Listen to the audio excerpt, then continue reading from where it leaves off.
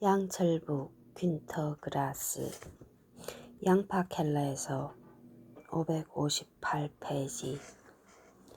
그 후 오스카가 이것을 밝히는 까닭은 호기심이 강한 몇몇 독자 여러분을 만족시키기 위한 것에 지나지 않는다. 폴머씨도 우리 술집을 찾아왔다. 이 기회에 말해둔데 그는 라디오 상인이다. 그와 그녀는 함께 울었다. 그리고 클레프가 어제 면회 시간에 나에게 보고하기를 두 사람은 최근 결혼했다고 한다.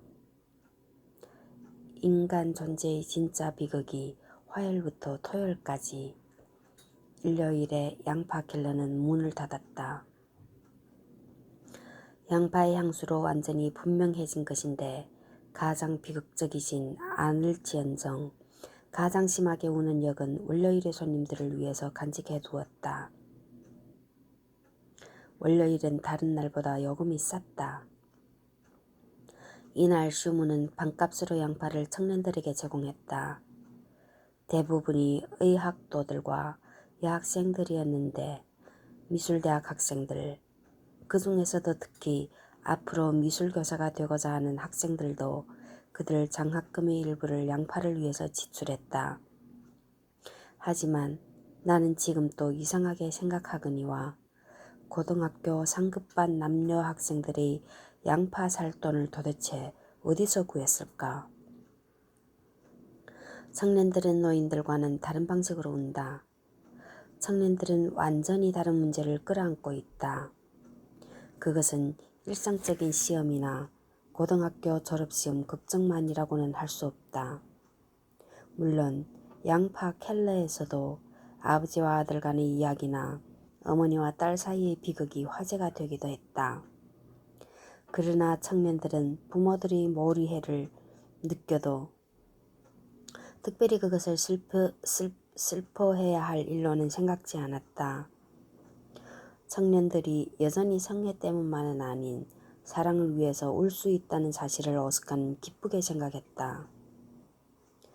게르하르트와 구르툰, 그들은 처음에는 언제나 층계 아래에 앉아 있었으나 이윽고 회랑에 앉아서 함께 울게 되었다. 그녀는 키가 크고 억센 핸드볼 선수였으며 화학을 전공하고 있었다. 머리는 뒤로 크게 묶었다. 눈은 잿빛이었는데 마치 전쟁이 끝날 즈음 몇 년 동안 부인회 광고지에서 흔히 볼 수 있었던 어머니 같은 눈길을 하고 있었다. 그리고 어디까지나 깨끗하게, 대개는 똑바로 앞을 바라보고 있었다. 둥그스름한 그의 이마는 우윳빛이며 매끄럽고 건강하게 보였으나 그녀 얼굴에는 불행이 또렷하게 나타나 있었다. 후드에서부터 둥글고 딱 부러진 턱에 걸쳐서 양쪽 볼에까지 남자 같은 수염이 불쾌한 자국을 남기고 있었던 것이다. 이 불행한 아가씨는 1년 내내 그 수염을 깎으려고 노력했으나 부드러운 피부가 면도날에 견디지를 못했으리라. 빨갛게 짓물러서 부스럼이 생기고 그곳에서 여자의 수염이 몇 번이고 다시 자라났다. 그 불행을 구두루는 슬퍼했다. 게르하르트는 늦게서야 양파 켈러에 오기 시작했다. 이 두 사람은 비어호 양과 펄머스의 경우처럼 전차 안이 아닌 열차 안에서 알게 되었다. 마주보고 앉아 있었다. 두 사람 다 방학을 끝내고 대학으로 돌아오는 길이었다. 그는 그네가 금방 좋아졌다. 수염이 나 있는데도. 한편 그녀는 자신의 수염을 생각하면 그를 좋아할 용기가 나지 않았지만 게르하르트의 어린아이와 같은 매끄러운 턱, 이것이야말로 그의 불행이었다. 을 찬탄했다.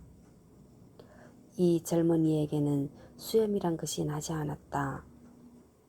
그 때문에 그는 젊은 아가씨들 앞에 나서기가 부끄러웠다.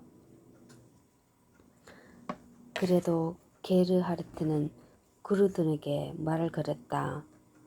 그리고 düsseldorf 중앙역에 내렸을 때에는 그들은 이미 적어도 우정관계를 맺고 있었다.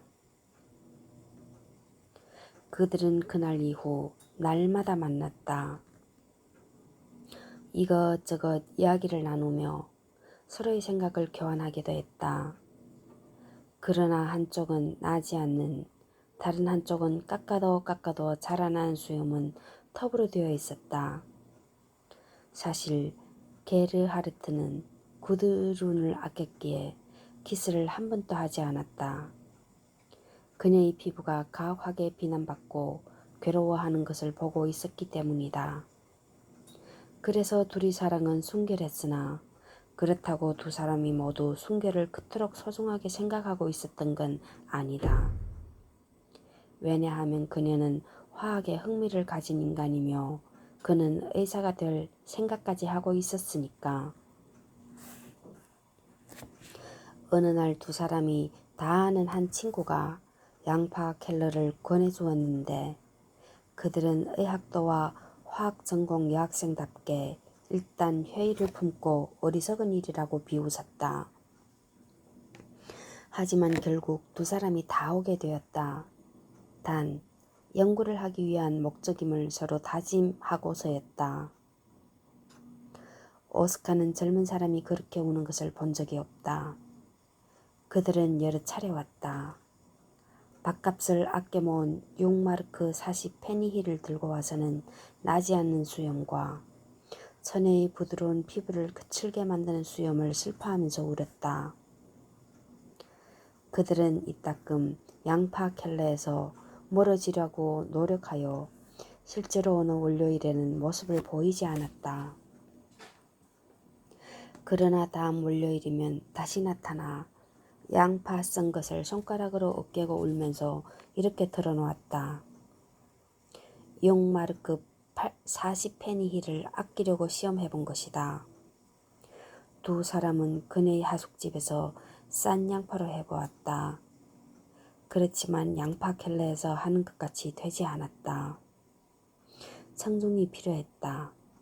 많은 친구들과 함께하는 편이 훨씬 울기가 쉬웠다. 좌우에서 그리고 승계위 화랑에서 학부의 동창생들이나 미술대학의 학생들과 고교생들까지 눈물을 짜내고 있는 모습을 보면 진정한 연대감이 솟아올랐다.